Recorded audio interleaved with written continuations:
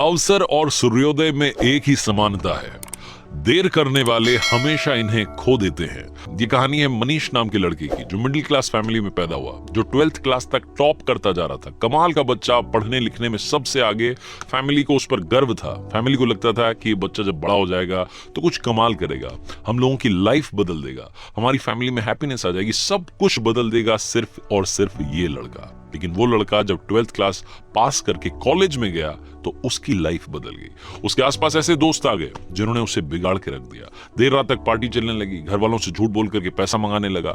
घर वालों को समझ में आ रहा था, उन्होंने एक दिन इसको समझाने की कोशिश की, लेकिन मनीष ने घर वालों को डांट दिया कि आप मुझे ज्ञान मत दीजिए, मुझे सब कुछ मालूम है और आपकी ज्ञान से बात नहीं बनेगी, आप शांत रहिए, मैं अपनी जिंदगी जी लूंगा। घर वालों ने कुछ नहीं बोला।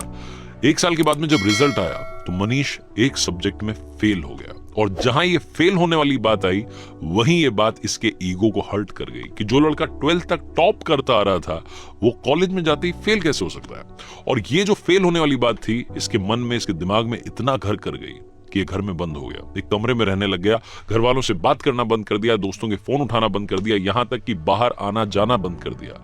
मनीष धीरे धीरे डिप्रेशन का शिकार हो रहा था। ऐसा लग रहा था कि उसकी लाइफ में यहीं पर ही ब्रेक लग जाएगा, सब कुछ खत्म हो जाएगा।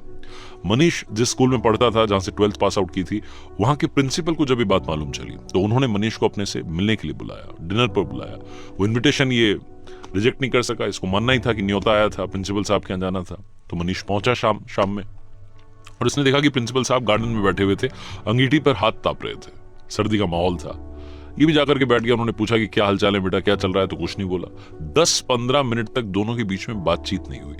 तो प्रिंसिपल साहब ने सोचा कि क्या अलग किया जाए। उन्होंने अंगीठी में से एक कोयले का टुकड़ा जल रहा था, उसको बाहर निकाला और धधकते हुए टुकड़े को मिट्टी में फेंक दिया। जैसे वो मिट्टी में फेंका, थोड़ी देर तो धधका, उसके बाद में वो बुझ गया। तब मनीष ने बोला कि सर ये आपने क्या किया, एक कोयले का टुकड़ा जो अंदर जल रहा था, धधक रहा था, हमें गर्मी दे रहा था, उसको बाहर मिट्टी में फेंक दिया, बर्बाद कर दिया।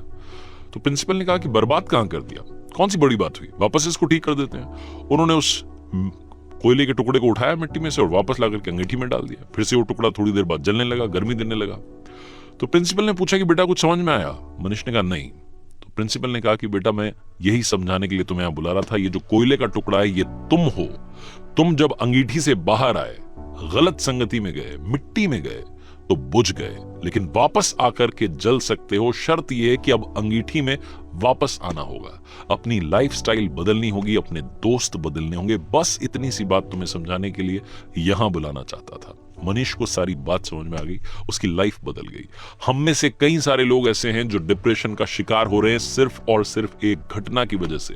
हो सकता है जिंदगी किसी मोड़ पर आप फेल हो गए हों और आपको लग रहा हो कि सब कुछ बर्बाद हो गया है, इससे आगे कुछ नहीं हो सकता। एक कोट मैंने पढ़ा था, मुझे बड़ा पसंद है, लाइफ गोज ऑन, जिंदगी चलती रहती है, so just keep going. Life goes on, so just keep going, चलते रहिए, सब कुछ अच्छा होगा, ये विश्वास रखिए।